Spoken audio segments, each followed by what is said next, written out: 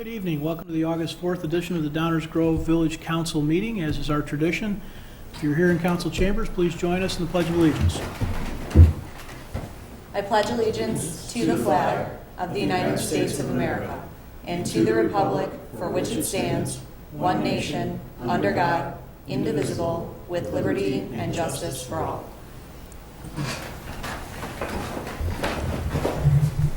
Those in council chambers, welcome. For those watching at home, welcome to you as well. During the COVID-19 pandemic, public comment will continue to be taken electronically as well as here in chambers. To submit a comment, please click on the Submit Public Comment link on this week's current meeting page on the village website. As with previous council meetings here in council chambers, copies of the agenda are available on either side of the room, and we welcome all to check in and follow along through the course of the evening. We have a council member who's going to be joining us remotely, so we'll get to that in a moment. Before we go much farther, Megan, would you please call the roll? Commissioner Jose? Here. Commissioner Earl? Here. Commissioner Wallace? Here. Commissioner Sadowski-Fugit? Here. Commissioner Colavini? Commissioner Gray? Here. Mayor Burnett? Here. Thank you, Megan. Is there a motion concerning electronic attendance? Mayor, I move that the council allow Commissioner Colavini to participate in the village council meeting of August the 4th, 2020 electronically. Second. Any council comments or questions concerning that motion? All those in favor say aye. Aye. Opposed? Welcome, Rich. Can you hear us okay? Yes, thank you very much. Good. Glad you're here. Item 3 on our agenda tonight, minutes of previous council meetings. Is there a motion concerning previous minutes? Mayor, I move that the council adopt the July 21st, 2020 minutes as presented. Second. Any council comments or question on the previous minutes? All those in favor say aye. Aye. Opposed? Aye. That carries unanimously. Thank you. Right away, we are on to item 4, public comments. This is the portion of our meeting where we entertain public comments on subjects not on tonight's agenda. We will have opportunities for each of those when we get there in the agenda. So if there's anybody tonight that wants to address the council, please come on down to the podium and tell us what's on your mind.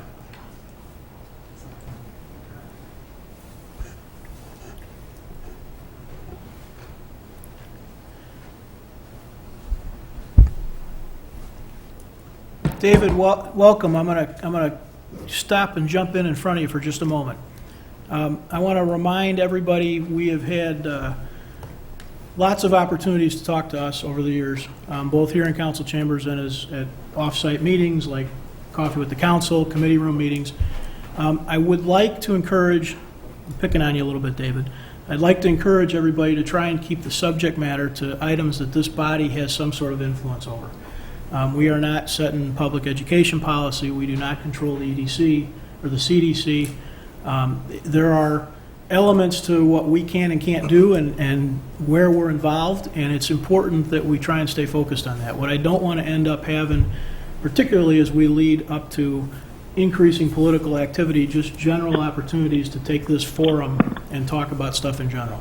So you've had a lot of input to this group about environmental stuff, which has been awesome, and I know every one of us appreciates that. At the very least, it's been educational. And I just want to try and remind everybody to please keep it to subject matter that we have some ability to participate in. With that, go ahead. I appreciate your comments, Mayor. I recognize that the nature of my comments are different than what's usually said here, but I have been trying to make the point regarding environmental sustainability and its significance, and in so doing hope that it motivates the council to address some of the issues that I have been raising over the last year or so. I had originally intended to provide remarks, printed copy of the remarks, to you both from the prior and from today's, and I'm making headway in that regard. At the risk of, and you can tell me, I hope you won't stop me, but you can tell me after if I'm far afield in what I'm saying here. Because I am trying to make points that I hope people will understand are pertinent to village life and hopefully village conversation. As the current pandemic teaches/reminds, one gains knowledge of how to deal with a new virus and disease the hard way, only by experience. 3 key points in that regard are worth mentioning at this juncture. 1, we have no idea how far and wide the virus has spread in the U.S., and we presently lack the capacity to find out via testing and to keep it from spreading by then targeting preventive actions. 2, testing negative for the virus's antigens at any one moment in time means simply that. One is not infected at that moment. It does not mean one has immunity from the virus or is immune to it. 3, we do not yet know to what extent one can attain immunity to the virus, nor do we have the antibody testing capacity to determine how widespread immunity is within the population. Collectively, these mean that no political entity can claim success in dealing with the virus except as a momentary status. For areas such as here in Illinois, flattening the curve, for example, in the absence of regular testing, simply means the growth in the number of cases has fallen off to a rate where hospital capacity is not threatened at being overwhelmed. But that's all it means. Notably, in areas that have seen few cases up to the present, unless they can prove otherwise, they should assume they are simply areas where the virus has yet to spread. And unless such areas remain isolated, once the virus reaches them, cases will rise, with their severity at least partially dependent on the overall health of the people in those communities. Unfortunately, data suggests Americans are particularly adept at overestimating their personal health. Epidemiologists use trends in positivity among those tested to determine if the social vaccine, that is, the precautionary steps everyone is encouraged to practice to slow the virus's spread, the most potent form of which is quarantining, is working, can be weakened, or needs to be strengthened. The uncertainty of our situation means we find ourselves in a real predicament. On top of the simmering political crisis we have in the U.S., we must contend with the dual challenge of a major health crisis and a major economic crisis. Either one by itself would be challenging enough. Intertwined, the situation is especially difficult. This is the case because preferred techniques for addressing one adversely affect the other. On the one hand, for example, sheltering in place and other types of social vaccination upset usual modes and levels of economic activity. On the other hand, the effort to keep so-called essential businesses operating and the measures typically used to stimulate an economy in recession, as reflected in the push to reopen the economy and to reopen the schools, risk increasing the rate at which the virus spreads.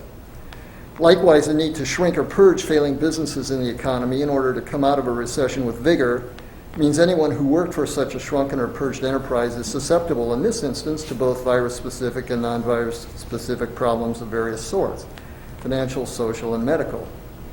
Unfortunately, as events now turn out, beginning in the 1980s and with particular aggressiveness since the onset of the Great Recession, central banks and governments in the rich world refused to permit such purging and shrinking, and instead flooded the system with liquidity, tax cuts, seemingly unbounded lowering of interest rate and loan forbearance in order to keep almost everyone afloat.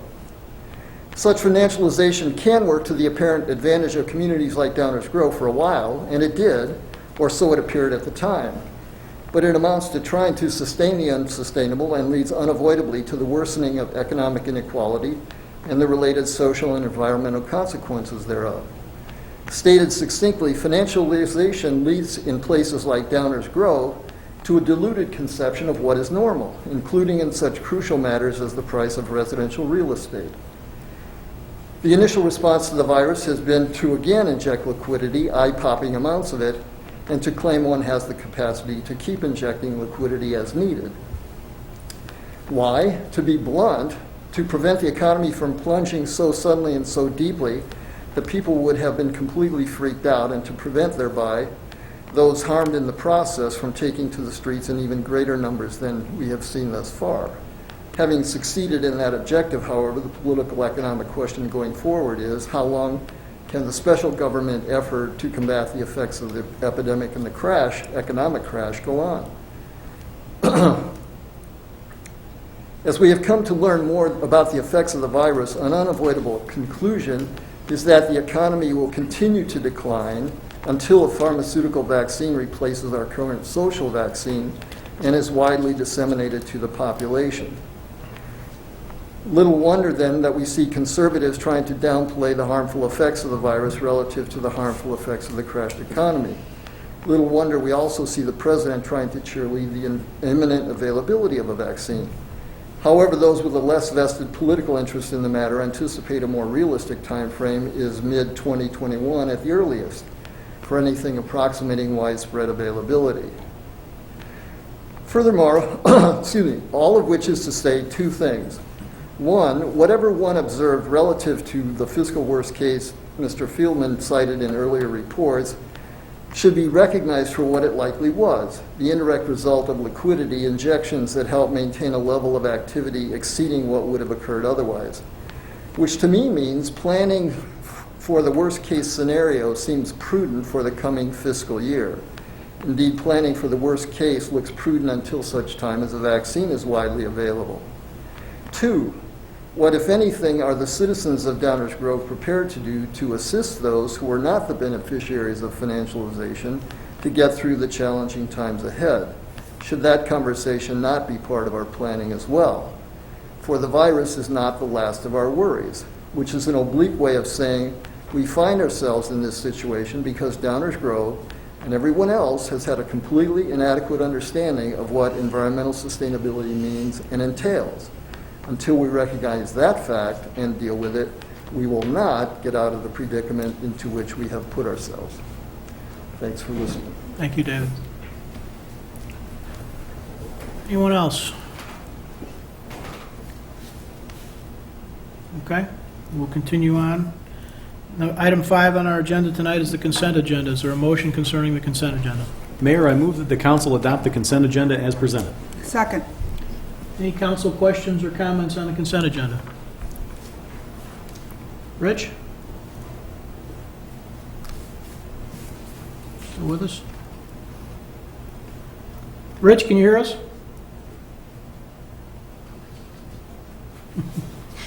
No comments. Okay, all right, No thank comments. you. Thank you. Thanks. Couldn't see a nod through the phone, you know? All those in favor say aye. Aye. Opposed? Aye. Passes unanimously. Thank you. Item 6 on our agenda tonight is our active agenda. We have one item on the active agenda. Is there a motion? Mayor, I move that the council adopt an ordinance proposing the establishment of Special Service Area Number 11 in the village of Downers Grove, Illinois, and providing for a public hearing and other procedures in connection therewith as presented. Second. Thank you. Are there any audience questions concerning this item? Okay, seeing none. Mike, could you check and see if anything's come in while we're up here? I will, and it appears that we have not received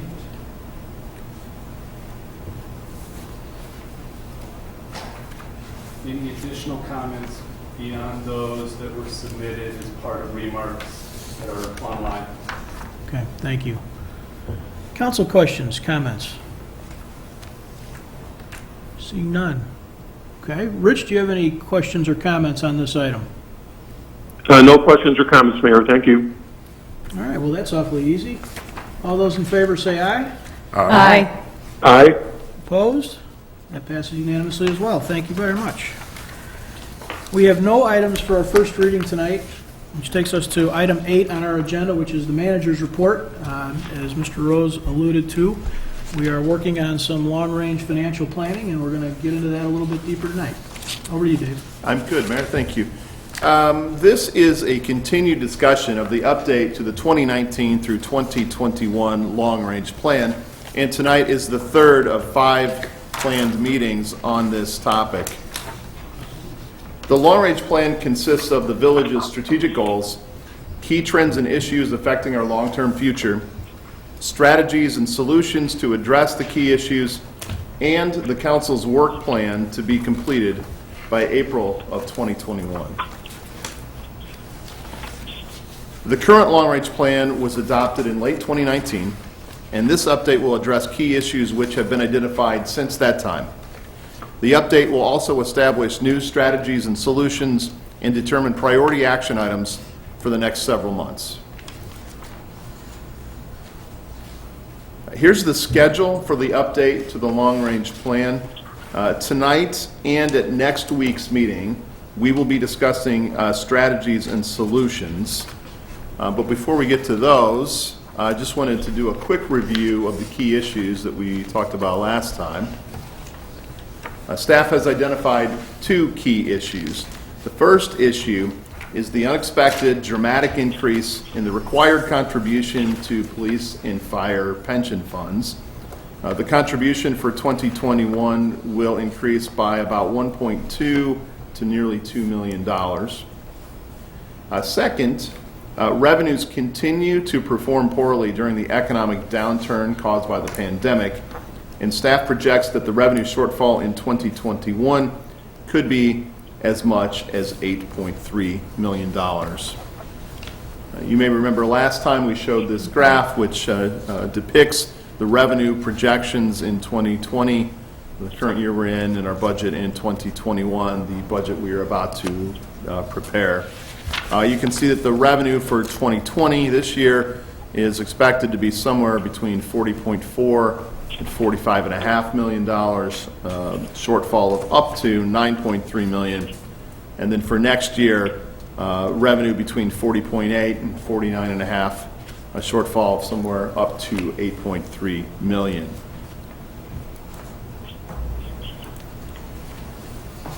So that's just a quick review of the key issues that we talked about last time. Now I want to move into proposed strategies and solutions to address these issues. First, a couple of challenges. Uncertainty. There's a great deal of uncertainty about the duration and the impact of the pandemic on the local economy. And no one can predict for sure how long and to what extent the economy will be affected. It is difficult to predict revenues in this budget cycle. A second challenge is the delay in obtaining revenue data. There's a lag time in reporting many of the village's major revenue sources. For example, there's a 90-day or more lag time in reporting sales tax revenues. And in typical years, there's a pretty predictable rhythm and amounts that come in, but in this year it's been very difficult with revenues fluctuating. So this delay in obtaining revenue data presents a unique challenge this year. Speaking of uncertainty, also uncertainty about federal and state financial assistance. The Federal CARES Act does not provide financial assistance directly to municipalities of our size. Good news is DuPage County recently approved an intergovernmental agreement which provides municipalities funding on a per capita basis.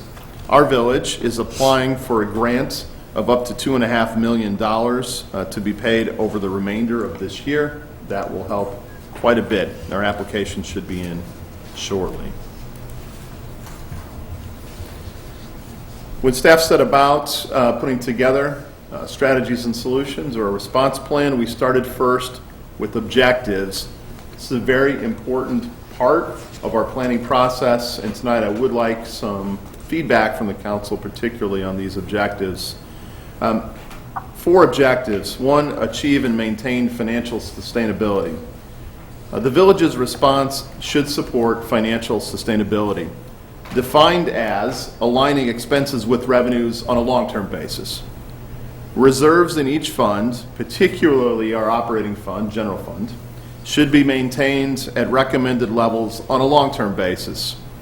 Those reserves should not fall below 50% of the recommended levels in any one year, and reserves should not stay below recommended levels for a period of more than 3 years. So that's our definition of sustainability that we're working with on this topic. Second objective is to maintain service levels. Under this objective, the village's response should strive to maintain existing levels of service. And if service levels are reduced due to financial constraints, they should be temporary in nature, and the severity of service level reduction should be minimized.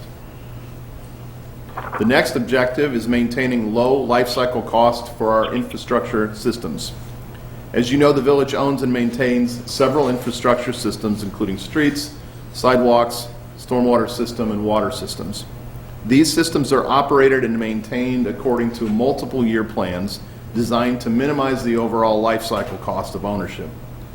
The response plan should not negatively impact the life cycle cost of owning and operating infrastructure systems.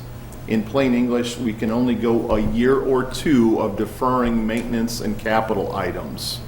And you'll see that in our plan. The final objective is to try to align the response with the magnitude and duration of the issue. The village's response should do just that, trying to match the impacts of the pandemic and the duration of the pandemic. The response plan should be scenario-based, scalable, and have established timelines for making decisions and implementing action steps. We have been doing this on the fly this year, managing our 2020 budget, so this should be not new to our village council. Same concept applies as we look forward into 2021. A couple of key concepts for our response plan. Using multiple funds. The negative impacts of the pandemic are affecting many of our funds, including our general fund, our capital fund, major buildings fund, and most certainly our parking fund. The general fund, even with the reserves we have at the recommended level, may not have the financial resources to fully respond to the issue only in that fund. Many funds pooled together have financial resources which the village may choose to use together as part of our response plan. A tiered approach. Our plan, just like the one we put together to get through this year, should consist of multiple quantified action steps to be implemented in a priority order. Each set of actions or tiers should be determined in advance and implemented as economic conditions and revenue performance dictates. In other words, we work through the plan as we understand our financial situation more and more. Timelines for decision-making and implementation. Information about revenue performance will become available at different times, sometimes with significant lags. The plan should identify when key revenue information will become available and then identify the action steps that will be taken and under what conditions. These key concepts require us to continuously monitor and report as we have been in the last several months. All right, so those are the objectives and the key concepts. Here's the actual financial response plan that staff is proposing for discussion and direction from the council here tonight. The actions are presented in the order they are planned to be implemented and can be used to address a financial gap in the 2021 budget of up to $8.3 million. The greater the revenue shortfall, the more actions will be undertaken. This plan will be the guiding principles of the preparation of the 2021 budget, which will be prepared by staff and presented publicly in October, and then discussed by this council in November and December. The plan we put forth tonight calls for continued expense control measures in the general fund and the risk fund together, addressing up to $2.3 million. Those are those first couple line items there. Your staff, like your council, is committed to controlling expenses. It's in our DNA, as we say, and we will continue to do that as we have this year, especially into next year. The plan also calls for revenue enhancements of up to $1 million. This is a new proposed action step germane to the 2021 budget planning process. You'll see in your reports that were online and provided to the council tonight, there are several options for revenue enhancements. The idea here at the planning level is the concept of directing us to pursue revenue enhancements of up to $1 million. This plan also calls for shifting of funds from the capital fund to the general fund to cover operating expenses and the use of reserves in the capital fund as we shift the money over. And finally, the last action item here is to use general fund reserves. You can see it as a last step, only if necessary, and up to $3 million. Couple of additional components that we should all keep in mind as we address our planning. First is the levy of property taxes as they relate to public safety pension contributions. We talked about this last time, and we all know that the village is required to make annual contributions to public safety pension funds according to state laws. In 2021, the required contributions are expected to increase by somewhere between $1 million and $2 million. For the past several years, the village has levied property taxes to make these contributions. We are planning that this practice of levying these amounts will remain in place through the 2021 budget and beyond. Another concept is the avoidance of issuing debt. During the time of revenue performance uncertainty, again in plain English, if we don't know how much money we're going to take in, the village should avoid issuing debt and creating additional future obligations for the village when we don't understand our short-term revenue picture.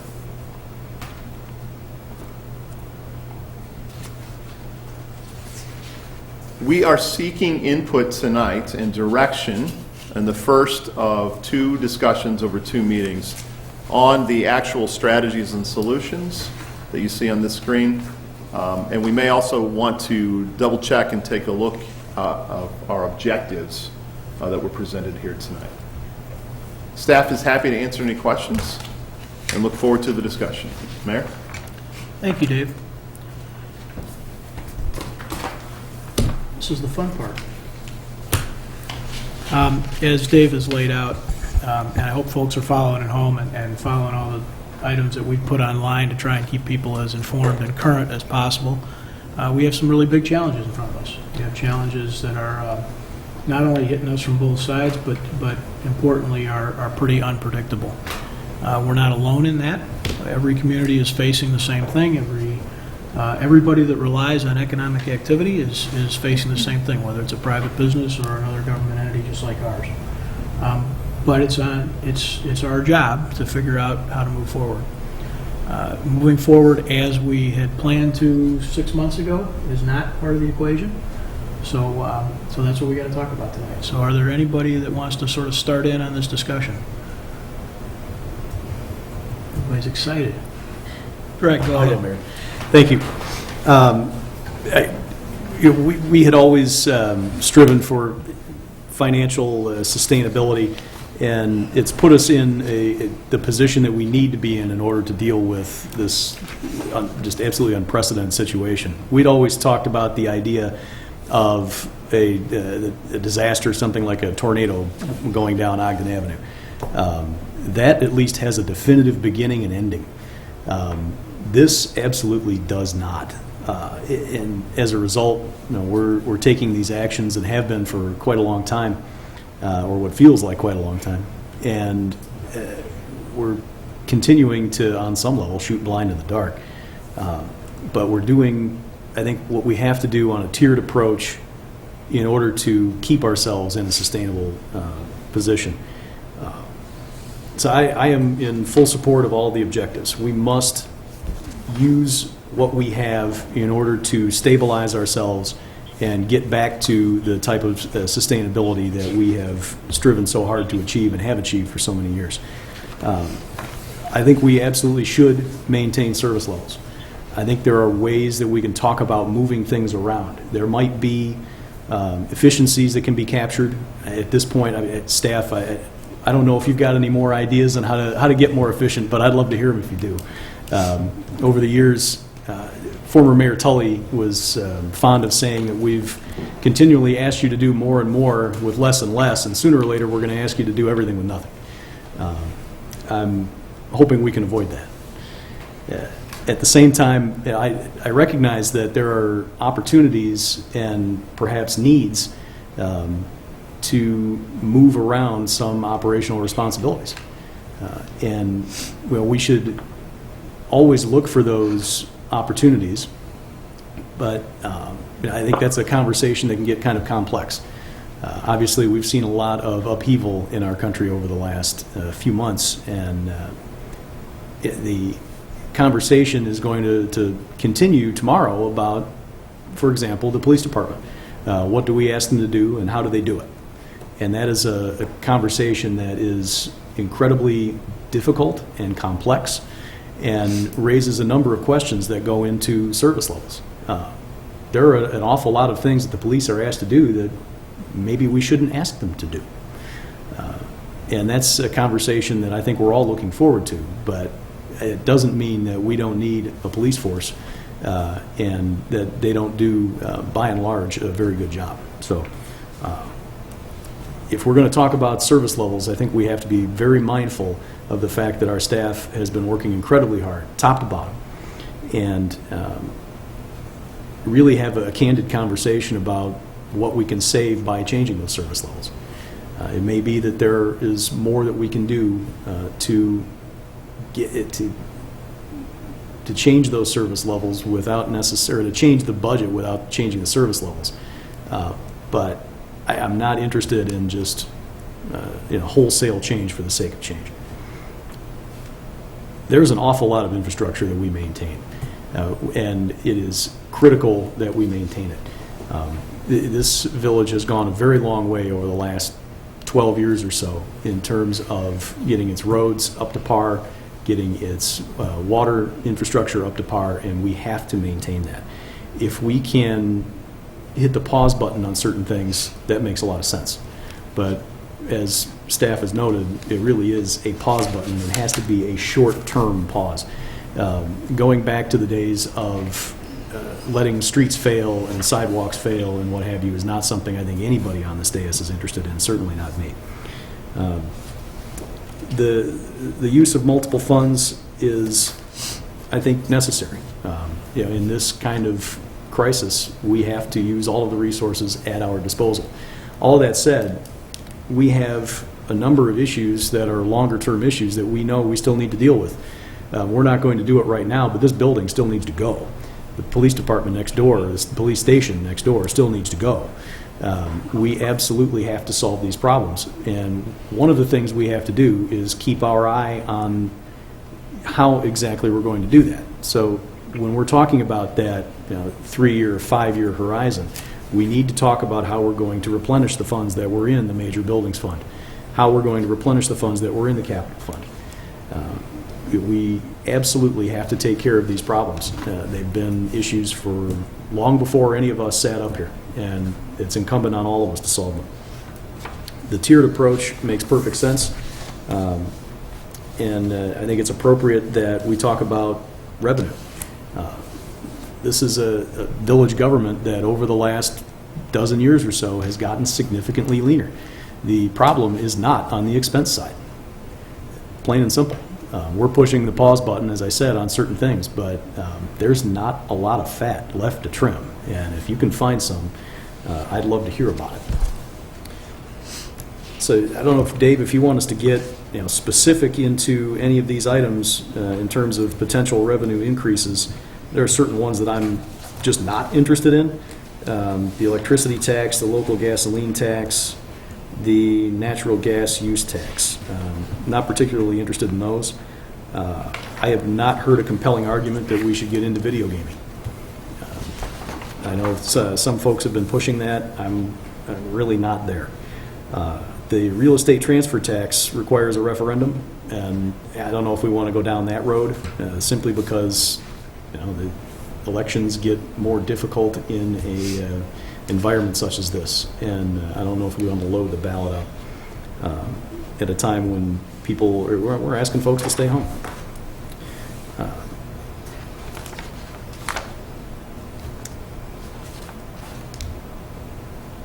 Do you need the things I would say yes on the revenue side, or We'll take what anybody has to offer tonight, Commissioner. Thank you.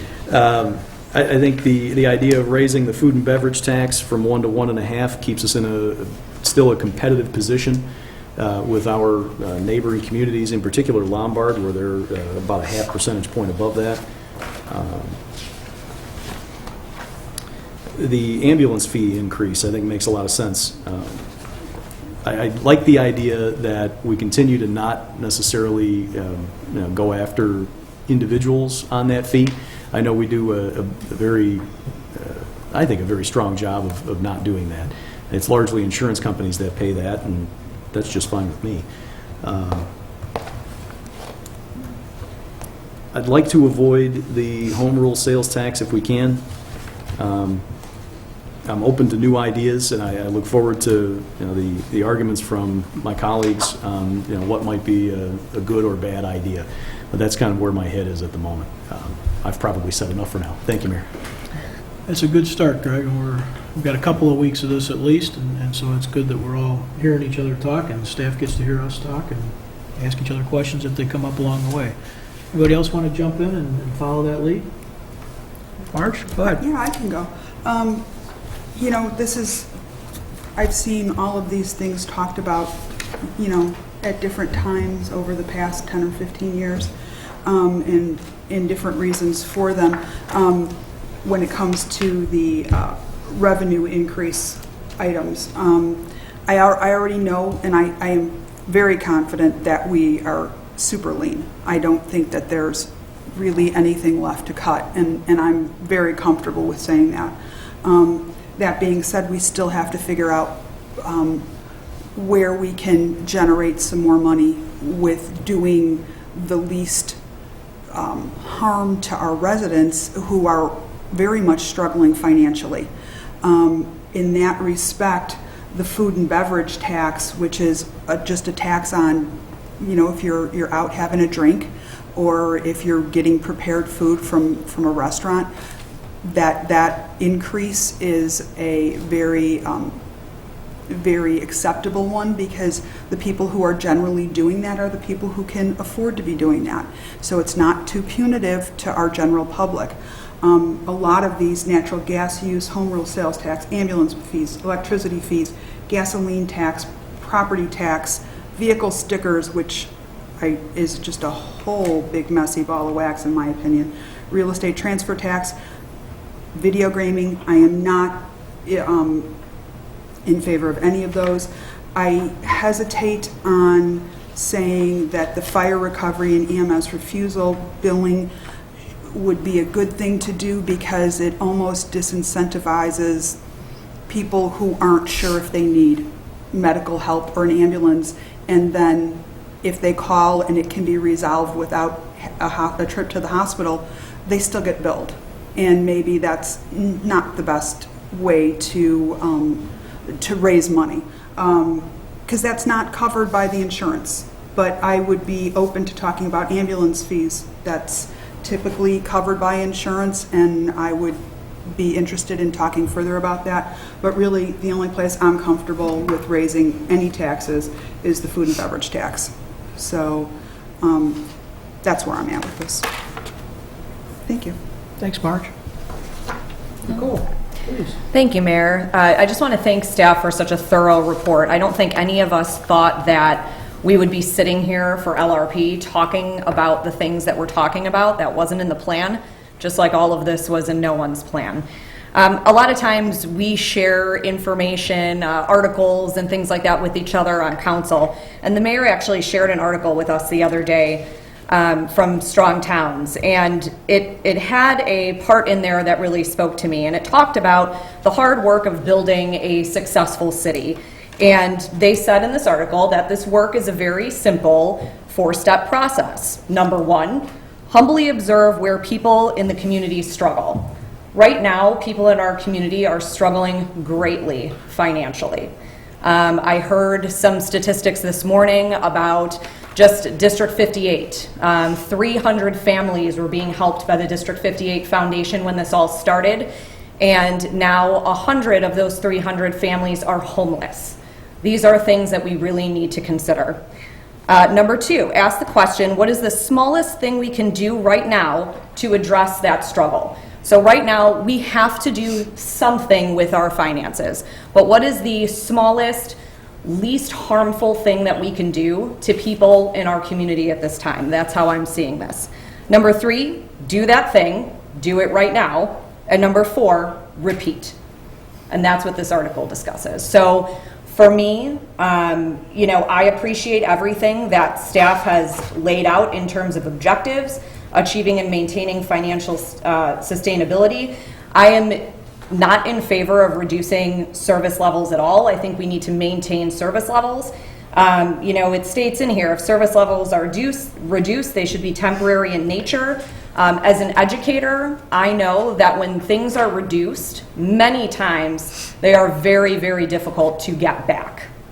So I want to make sure we maintain service levels.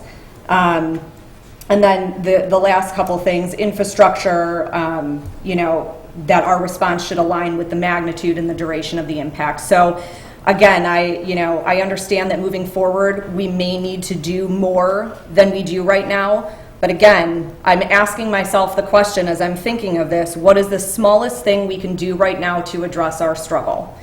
Some of the things that have been presented to us, I think would work for me. Food and beverage tax. When we talked about this several years ago, there were some commissioners that sat up here that wanted it to be more than 1% at that time. And I argued, let's keep it at 1% because that way it leaves us wiggle room in the future if we ever need to go past that 1%. And looking back, I'm glad that that was my thought process because this may be one of those times where it's beneficial to do so.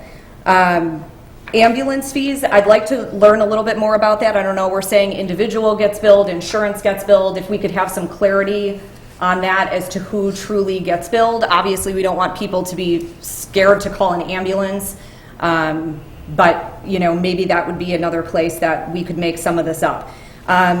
Vehicle stickers, I'm not really interested in. Video gaming, I know that this has been kind of talked about in town since this has happened.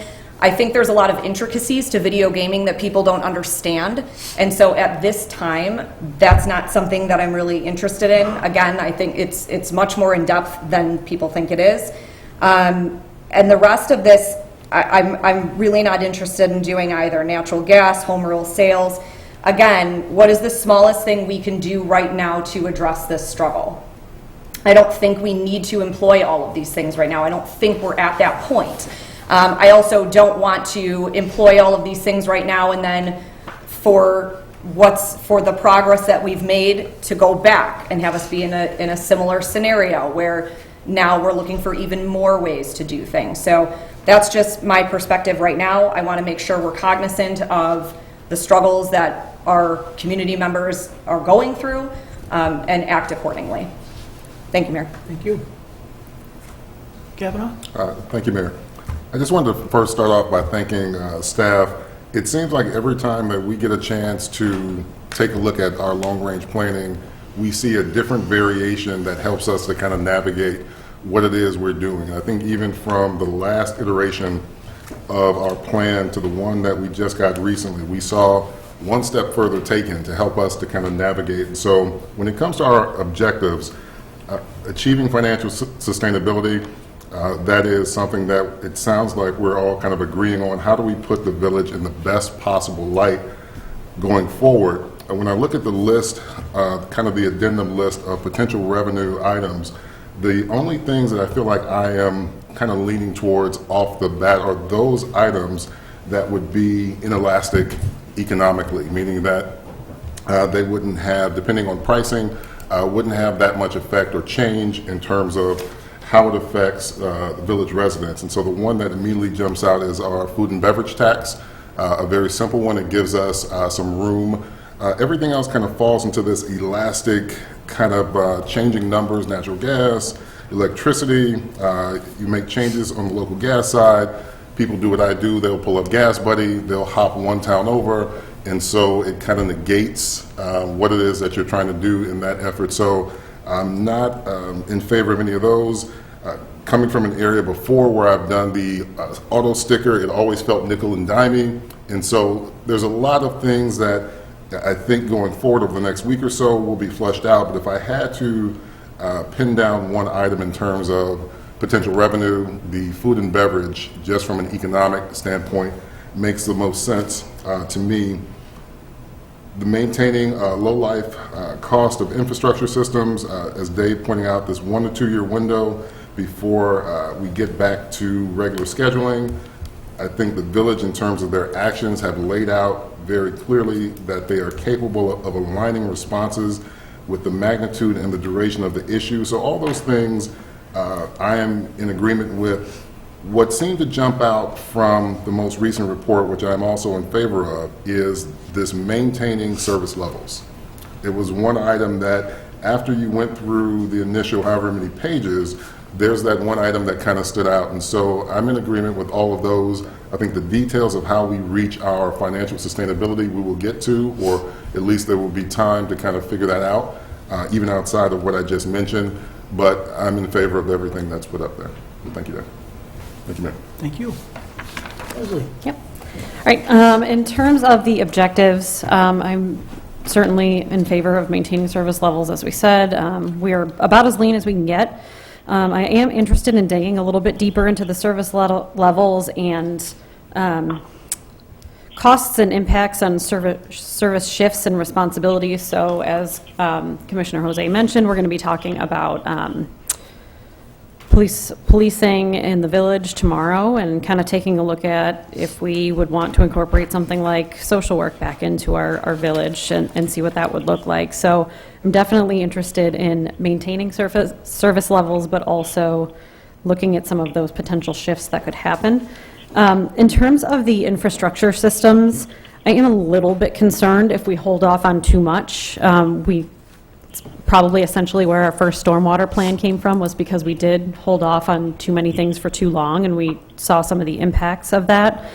And because we don't know when this coronavirus is going to end, we don't really know what a pause button is going to mean. And that is one of my biggest concerns, is that we think this may be a short pause button, but it might not turn out to be. So I just want to make sure that with regard to our capital and infrastructure improvements, that we are still maintaining our systems properly. In terms of, so that would be one area when we're talking about the financial response plan that, for me, reducing our investments and general fund reserves are both kind of the lowest tier for me, that I would not particularly like to see. In terms of revenue, I'm fine with food and beverage tax. I would be fine upping it even a little bit more than 1.5. I'm all right with the ambulance fees. I know that for the most part we're really going after insurance there, so that's acceptable to me. I'd be willing to have a conversation about home rule sales tax, but looking at the comparison with other surrounding municipalities, it seems like 1% is probably a good level at this point. Again, I'm not really interested in the natural gas tax, the electricity, or the gasoline. Those kind of hit people hard, and those are unavoidable expenses. Also not particularly interested in the vehicle sticker or the real estate transfer, with all the red tape associated with that. I am not right off the bat completely opposed to having the conversation about video gaming. I know that that would be something that would be heavily challenged in this village, but knowing what we are going to be facing in the next couple years, to me it's worth having a shot to talk about anything that will not harm people's pocketbooks, that are just trying to pay bills. So that's kind of where I land on most of these. Thank you. If I could, Mayor, just to Please. jump in, I want to build on what Commissioner Sadowski-Fugit said about our capital and our infrastructure systems. Staff could not agree more with the Commissioner's comments. So I just want to take a minute to go into a little more detail. The idea of shifting dollars away would only occur sort of beyond essential projects. Essential projects would be completed in all systems, streets, sidewalks, traffic signals, stormwater, water, etc. The idea here is just to shift some money, but not all money. In fact, the stormwater system and the water system would not even be affected in any way by this proposed plan, and that is because those systems are paid for by user fees, which are outside of this plan. We received some really good news late last week, which make this action step even more attractive than it was when I first shared it with the council a couple weeks ago in individual meetings. The Capital Projects Fund will be in good financial position to support the general fund due to a program called the Rebuild Illinois Grant Program. The Village of Downers Grove will be receiving about $3 million to pay for new transportation-related projects. The grant will be paid in 6 equal installments over the next 3 years. We already received $1 million. We have it in hand. We are working now with IDOT, Illinois Department of Transportation, to confirm that these funds can be used for several projects listed in this report. Things like perhaps the high school pedestrian safety plan recommendations. Things like the Forest Lot North parking lot reconstruction, where our parking revenues have declined immensely. the replacement of traffic signals, perhaps even improvements in the Fairview corridor that have been put off for years. So when we drafted this proposed plan, we felt like we were in a good position to shift some dollars, but not all, and we put a $2 million number in there. And then we received word we'd be getting $3 million over 2 years. Made it even a stronger recommendation. The last piece of this puzzle is that our street system will be continued to be maintained because we get money from the state of Illinois through a motor fuel tax program and a motor fuel tax fund. Those revenue, the formula was changed by the state effective this year to give municipalities more money. The tax was raised and the formula was changed.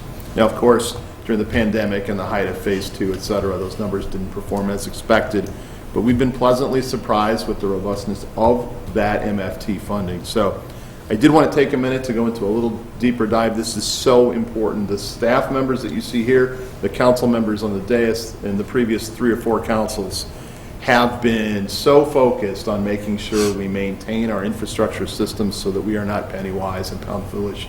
We are still committed to that concept. Thank you, Mayor. Thank you, Dave. Anytime you want to jump in with $3 million. Yeah, it's not often we get to say Don't that. apologize for breaking in.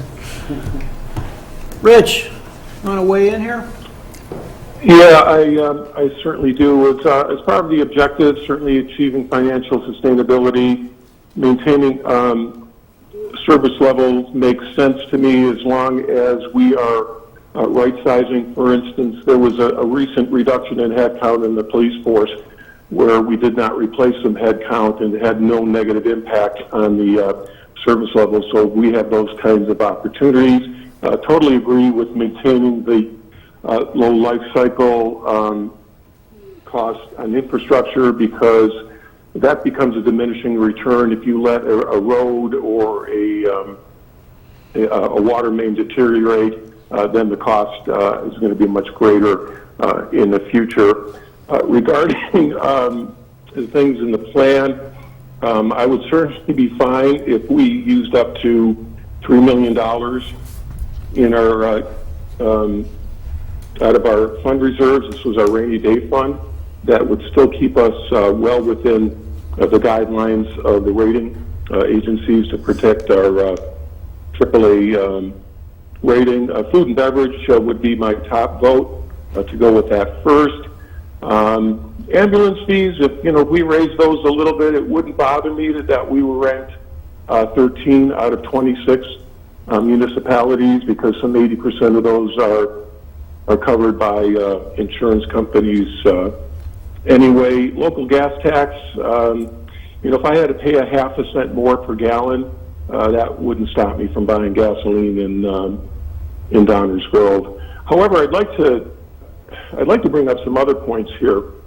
We have a huge increase in the pension fund this year from anywhere from 1.16 million to 1.95 million, and we just almost sounds like we just left that off and can't do anything about it because that's state mandated.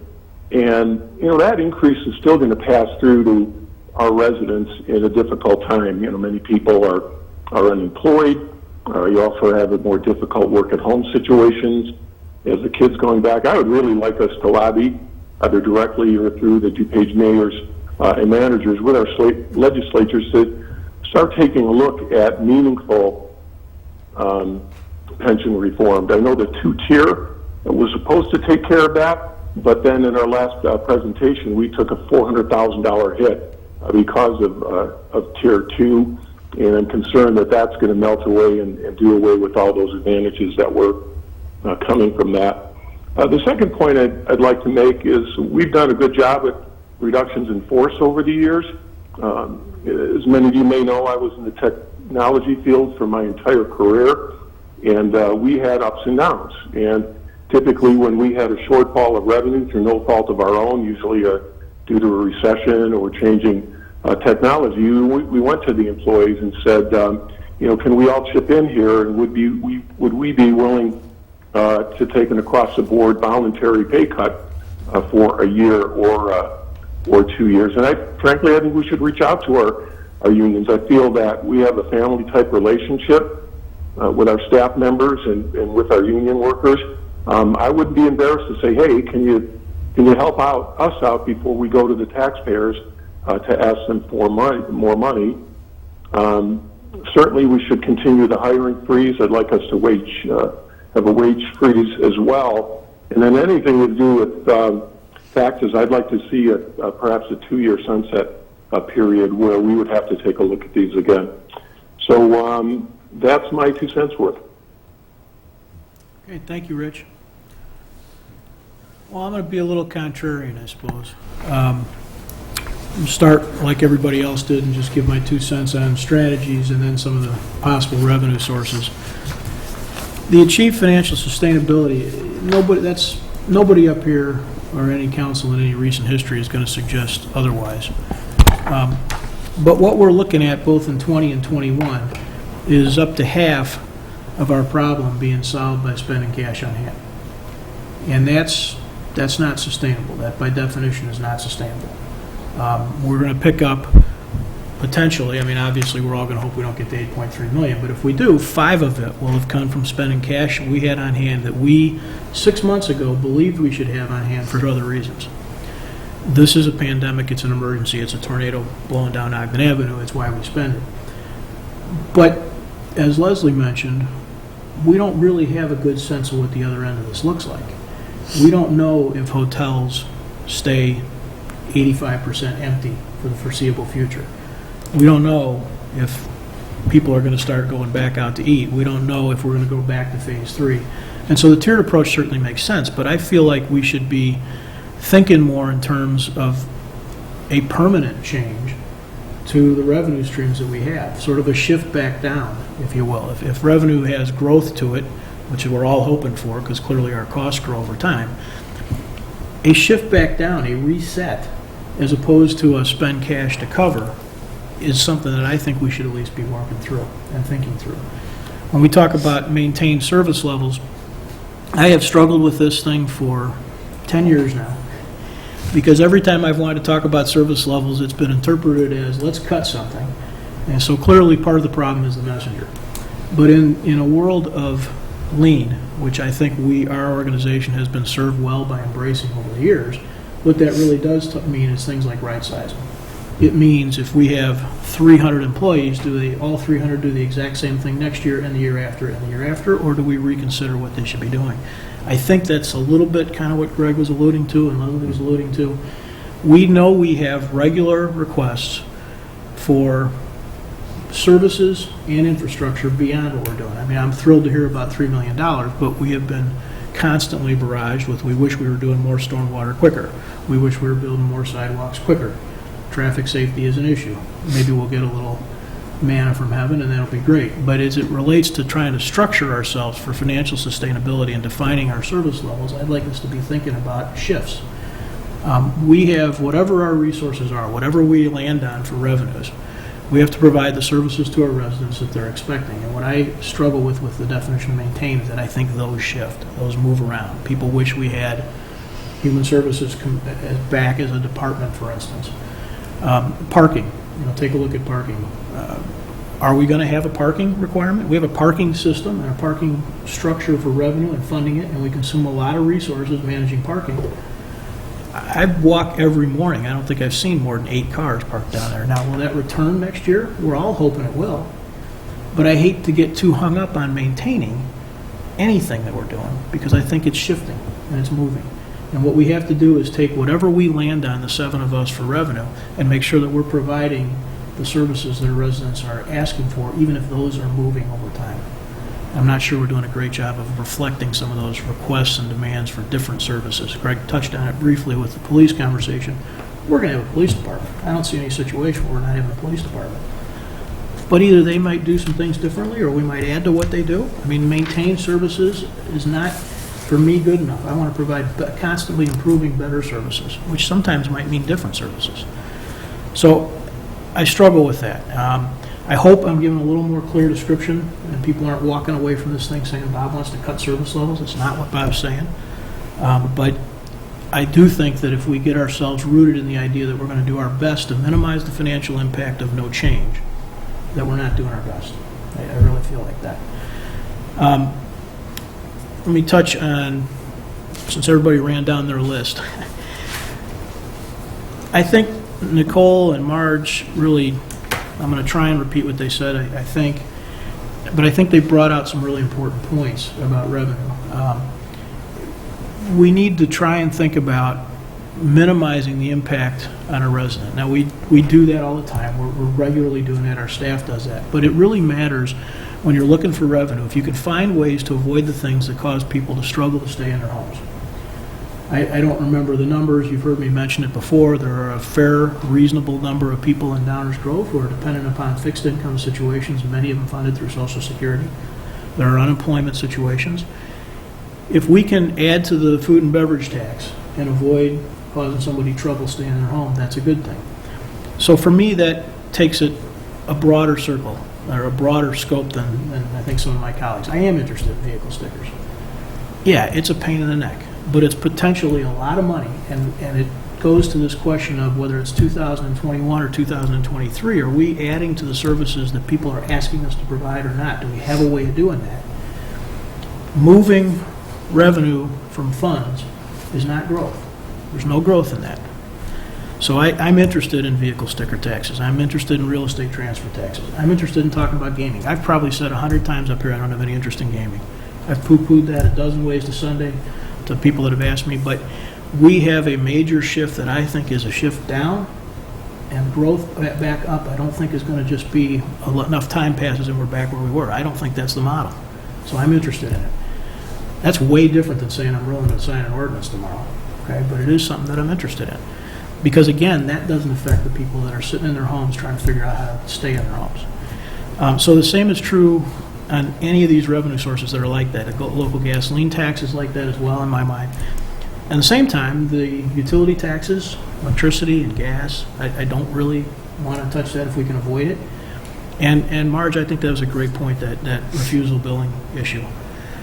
If there is something that has even the potential to serve as a negative to somebody asking for help when they need it, I don't have an interest in it. I just don't. I think that's, there may be other things we have to do, but that's one that I'm not interested in doing. So anything that works as sort of a, for lack of a better term, discretionary or voluntary tax, I'm all for. And even if it's beyond what we think our immediate needs are, because I'm not convinced that maintain is exactly what we should be doing.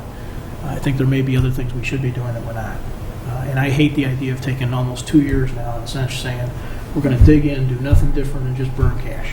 That doesn't seem like great planning to me. So I don't know if that helps or not, but that's where my mind is on some of these things. Well, from the staff perspective, we have received great and clear direction and input from all 7 council members. What we like to do is really meet with the leadership team, key members of our budget team, and sort of take what we've heard here tonight and build it into the next level, more specificity in the plan, and bring it back to you for further discussion. Boy, we really feel like we got some great direction tonight. We have a lot to work with, and from the staff perspective, thanks so much for giving us those comments. I hope folks watching at home tonight, this whole thing was, 25, 30 minutes long. Watch it a couple of times. Send us some emails. We're going to continue to talk about this. This LRP is not decided tonight. Tax levies are not decided next week. But we are trying to work through a challenging situation, and we certainly would welcome the input. So watch it again. If you got something you want to add, please don't hesitate to contact us. I'd like to check in with Mr. Baker to see if people have already taken us up on that. No additional comments at this time. All right. Mayor, I have no further report tonight on the manager's report. Item 9 is mayor and council member reports. This is an opportunity for council members to just report out on things, let us know what's on their mind, or if they want to bring something up or share goings on in the community that they're involved with. It's a great opportunity to talk to the public. So, just right, left. Boy, everybody's looking funny. I'm going to go down the line. I'm going to start with Marge because she's fallen out of her seat, but then I'm going to get out of order. Go ahead, Marge. In any order you want, Mayor. Interesting request. The DuPage County Office of Homeland Security and Emergency Management is looking for volunteers at their COVID-19 testing site in Wheaton. What they mean by that is they're looking for people to help with traffic management, vehicle markers, like counting the number of people in the car. You're not doing the actual testing, but you're helping with some of the registration and the traffic management and the vehicle markers. And they have openings through the end of August, and they could really use some help. This was brought to my attention by Joe Potts, who's been actively helping them out in double shifts for months already, and the need has grown since some of the college kids who were helping out are going back to school, and some of the other people who were helping out have had to drift back off to their regular day jobs. So if you are interested in helping out, training and PPE provided for greeters as well. So you would get PPE and training for registration and traffic management. For more info, email eoc.logistics@DuPage County, DuPage CO County abbreviation .org. So, or you can Google it on the county website, and you can find more information and more details there. So, thank you, Mayor. Thank you. Kavanaugh, anything for us tonight? Thank you, Mayor. Real quick, I think we've all seen or kind of have experienced the emails, the messages, the text that someone might have been or come in contact with COVID. And so I think I'm going to just make this a weekly thing in addition to something else. We are still watching numbers creep up, and it feels like each week when you look at the news, you see that number tick up, and it causes a level of concern for everyone. We're all still in a very difficult fighting situation together. It is still not easy. It's interesting I'm hearing myself say the same thing that I said when we were just on the phone together. This is not easy, and months later, it's still not easy. And so I would just ask that we all continue to do our part. It is hard. I am a glass half full person, and so even in the midst of this, I am looking forward to better days ahead. But as for right now, we are still in it, and so I would just hope that we can all continue to be safe, continue to try and respect our distance, and to wear masks when we can, if you can, and day by day we get closer to where we want to be. That's for right now. Every time I look at the news, it feels like the other states are invading Illinois. It just looks crazy. And so do what you can for this greater good, and day by day we get closer to where we want to be. Thank you, Mayor. Thank you. Rich, you want to jump in? Yeah, I do. Yeah, I have an observational. I'm on vacation in Scottsbluff, Nebraska, and then we visited Colorado and visited some relatives down there. And one interesting thing about Colorado is as soon as you enter the state, they have the digital signs above I-25 that masks are mandatory in all public places. So I was impressed with the fact that people didn't have to argue with shop owners. They kind of took that decision. So here in Colorado, with wide open spaces, they're very serious about it. So, yep, we're definitely traveling with our masks, and it seems like people in this part of the world are doing that well, even in Scottsbluff, Nebraska. All right. Safe travels home, Rich. Thank you. Leslie. Yep. I just wanted to comment again that, similar to Commissioner Gray, this is probably a long way from over. We talked about it with our long-range planning. I'm sure everybody has seen everything with District 58 and District 99. Tensions have been high, but I don't think that any of us would ever question that anyone in this village, whether they be parents, students, administrators, teachers, or general community members, that we don't all want to see the best for our children. And what I keep telling friends is that there are no right answers in a pandemic. There's no right answer for each person, and no matter what we choose, it's going to be a risk-benefit analysis. So I just want to remind everyone, this is our first pandemic. Please be kind, give each other grace, accept and recognize that those who are in charge do still have your kids' best interests at heart, even if you may not agree. And the same is true for our village and all of us up here, that everything that we're doing with regard to this long-range plan for the following year is because we have this community's future at heart, even if we tend to disagree on small things. So again, give each other grace, be kind, and wear a mask when you can. Thank you. Nicole? Thank you, Mayor. I hadn't planned on piggybacking off of that, but I will. Please just be kind. As Commissioner Sadowski-Fugit said, there are no good answers to any of this. All of these choices are difficult, lots of stress. Please be kind to each other. In other news, races are back. So this is exciting. Downers Grove Park District is having their Barbecue Bowl race and walk on Saturday, August 29th. What's excellent about this event is you could do it in person or virtually, if you will. So I have run a virtual race already. It is much less exciting. However, that was the choice that I made. But you've got two choices here. If you go to dgparks.org/BBQBolt, you will find more information and two options. Thank you, Mayor. Can I do that virtually, like from my couch? I don't, yeah, like sit back and do some, like a leg pedal. Yeah, maybe. Awesome. Everybody around us is getting creative, and frankly, that's what we all need to do. Thank you for that. Commissioner Jose. Thank you, Mayor. A couple of quick things. Since I brought up the police department earlier, I wanted to remind folks that there is a police department citizen survey that is currently on our website. The PD is looking for feedback, concerns, et cetera, on how they can best serve the needs of the village of Downers Grove. It'll be open through the end of the month, and you can find it right now on the front homepage of downers.us.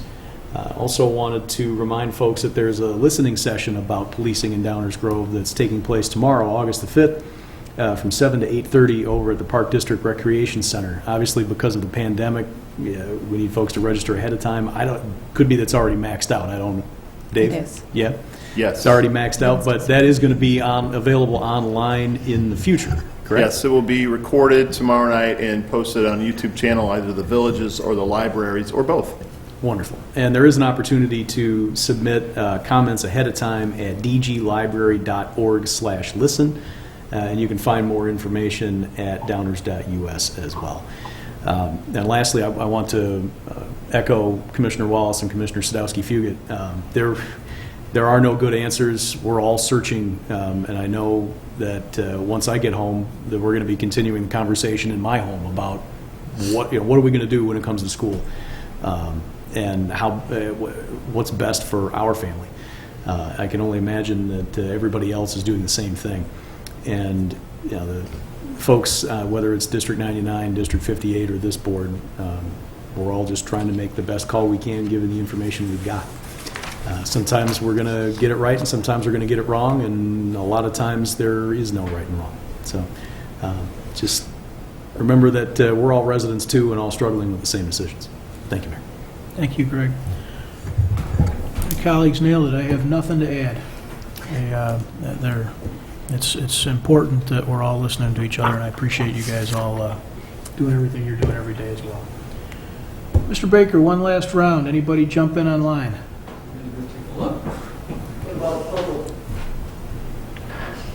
Mayor, what about comments from the public in attendance or questions? Hang on one second, David. No additional comments at this time. Thanks, Mike. All those submitted are posted online. Okay, thank you.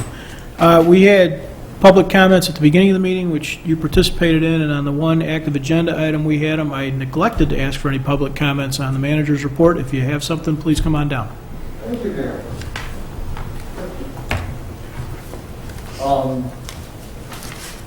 I guess I have two questions. One is concerning the idea of maintaining service levels.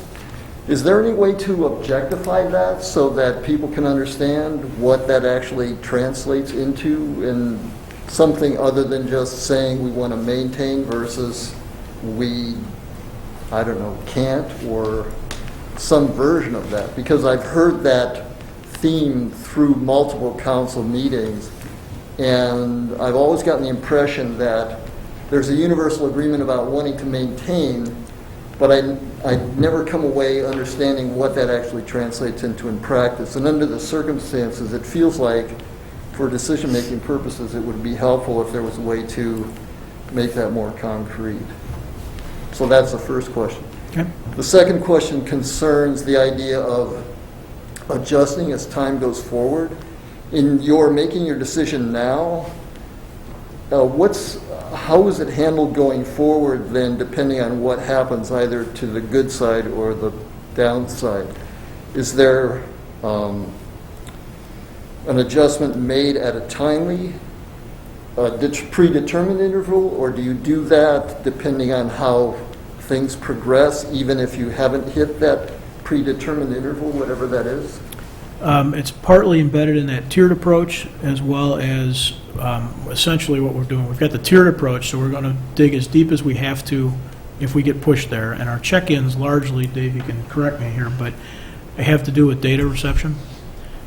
Because most of our revenue streams, 70+% of it, are economically driven, and we receive those at a variety of sort of lag times. They're not even all the same lag times. And so what we're doing is kind of checking in on month components. First 15ths and 30ths generally are when we're sort of collectively checking the data. But the tiered approach is sort of the real key to your answer. We would hit tiers as we felt we needed to as the data came in. And then maybe one last thing that occurs to me while I'm standing here. On some of the descriptions of the rates that could be introduced on some of those items, I heard the idea that there was a reluctance to raise rates because of the impact it would have on certain parts of the community. On the other hand, I guess the question it raises in my mind is there no way to adjust the rates so that they're in fact variable, so that people who are larger users of, say, natural gas or something of that sort would hit a threshold at which point the rate would, above that threshold, increase? I will get a clearer answer for you at some point. I think most of those are actually predefined opportunities for us by state franchise agreements. So it's sort of not up to us to create the model. We just have to pick points within which we want to operate. But we can get a little clearer answer of each of those taxes, how they're derived. And in the examples that were given, I'm assuming you're taking the rate increase of the amount of the percentage, for example, on the gas, and then that translated into the revenue total that you were showing. But that jump was hypothetical, correct? Okay. Yeah. Yes, sir. And most of those have, part of those state agreements also have limits to them as well. I'm sorry, say again? Most of those also have limits to them as part of the state agreements. How much can be? Right, correct. Yep. Thank you. Okay, any other audience questions? Sorry about that, guys. All right, with that, let's have a motion to adjourn. Move to adjourn. Second. All those in favor say aye. Aye. Opposed? Aye. We are adjourned. Take care, good night.